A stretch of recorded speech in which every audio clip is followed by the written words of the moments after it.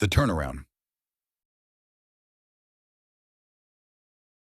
It was 1984, a time when life in the suburbs of Mumbai was simpler yet demanding. 14-year-old Anand, a 10th grade student, was the pride of his school and family. Known for his intelligence and unwavering dedication, Anand consistently topped his class. This year, however, carried enormous pressure. The 10th grade board exams would determine his college and ultimately his dream of becoming a doctor. Anand threw himself into his studies. The syllabus was new and daunting, leaving even the brightest students scrambling to adapt. Still, Anand maintained his composure, confident in his preparation, except for one nagging subject: French. The blow.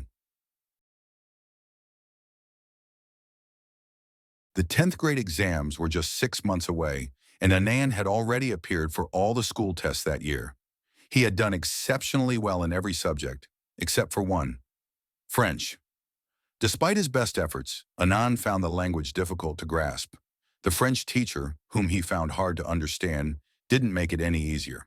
He often felt lost in the crowded classroom, unable to get the personal attention he needed. As the test results rolled out, Anand's heart raced. One by one, he saw his scores, top marks in every subject so far. Relief swept over him, but it was short-lived. The last result was French, his Achilles heel. When he finally received the answer sheet, his heart sank. He had scored 17 out of 50, half a mark short of passing. 17 and a half, he whispered, his voice breaking. I failed. Anand had never failed a subject in his life. His friends tried to console him, but Anand was inconsolable. Tears welled up in his eyes as shame and fear gripped him. How would he face his parents? His teachers? In a panic, he scrutinized his answer sheet. Was there a mistake? A question that hadn't been marked properly? But no, everything seemed in order. There was no way out. Unable to bear the thought of failure, Anand approached his French teacher with trembling hands, holding out his paper. Sir, please. It's just half a mark, he pleaded. I'll work harder, I promise. Please, just this once. The teacher adjusted his glasses and sighed. Rules are rules, Anand. I can't make exceptions, even for you. But sir, I need this to pass. I have never failed before. Anand's voice cracked, his frustration and fear boiling over. I'm sorry, the teacher said coldly. You should have studied harder. Anand walked out of the classroom, his head bowed in despair. A father's wisdom. At home, Anand shared the news with his father, a man of few words but great wisdom. What happened? His father asked gently. Anand explained how he had struggled with French, how the teacher refused to give him grace marks, and how he felt hopeless. Almost everyone in my class takes tuition from a private tutor, Anand admitted. Maybe that's why they're doing better. His father nodded thoughtfully. Do you want to join this tuition class then? I thought about it, Anand replied hesitantly, but the tutor lives near the school, and I can't manage the commute. Staying back for tuition and then traveling back home so far from school would take too much time. I don't know what to do. His father didn't have an immediate solution, but reassured Anand. I know you're smart, Anand. You're dedicated. You've never given up before, and I don't want you to start now. Let's figure this out together, he said. Anand felt comforted by his father's calmness, but still unsure of the way forward. The turning point. A few days later, Anand mentioned the situation to one of his friends. Why not try a book? It's called French in 3 months, his friend suggested. It's really good, and it helped my cousin last year. Anand clung to that glimmer of hope. That evening, he told his father about the book, and without hesitation, they went to a bookstore and bought it. From now on, Anand resolved, I'll dedicate 30 minutes every day to mastering French. True to his word, he stuck to the routine. Day after day, Anand studied from the book, practicing vocabulary, grammar, and exercises. Gradually, his confidence grew. He didn't allow himself to be distracted. Slowly but surely, the language began to make sense.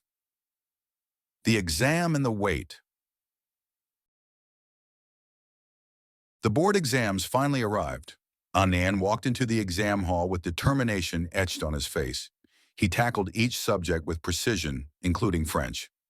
As summer vacations began, Anand left for his native village, away from the bustle of Mumbai. Weeks passed, and when the results were announced, Anand was still in the village due to the sudden passing of his grandfather. By the time he returned to Mumbai 2 weeks after the results had been declared, the suspense was almost unbearable. The sweet surprise. As Anand and his father approached the school gates, they ran into one of his friends. "Hey, Anand! You've become the hero of the school," his friend exclaimed. Anand's heart skipped a beat. "Hero, really? What do you mean?" Anand asked, puzzled. "You're the school topper. You ranked first in the entire 10th grade." Anand's jaw dropped.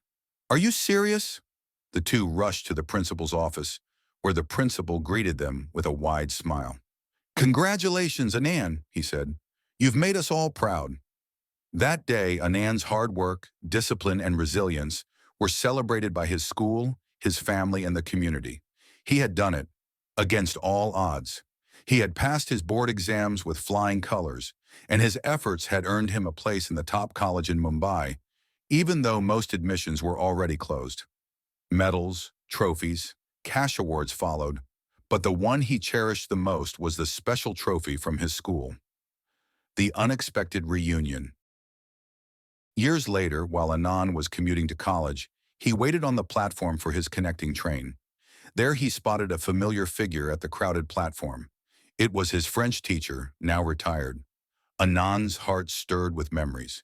He remembered the pain, the frustration, and the failure he had experienced because of that half mark. Driven by a sudden urge, Anand approached the teacher. "Sir, do you remember me?" Anand asked, unsure if the teacher would recognize him. The teacher looked at him with a puzzled expression.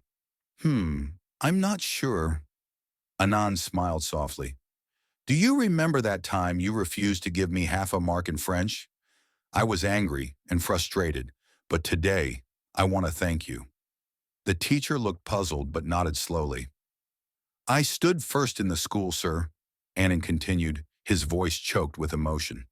"That failure pushed me to work harder than ever. I wouldn't have studied so hard if it hadn't been for that half mark. You pushed me to be better, even though you didn't know it. I am truly grateful to you." Overcome with emotion, Anand bent down and touched his teacher's feet. The older man patted his shoulder, a rare smile lighting up his face.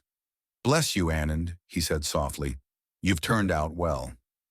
As the train arrived, Anand boarded with a light heart, leaving behind not just a teacher, but a memory of resilience and gratitude. Sometimes failure is just the beginning of something greater.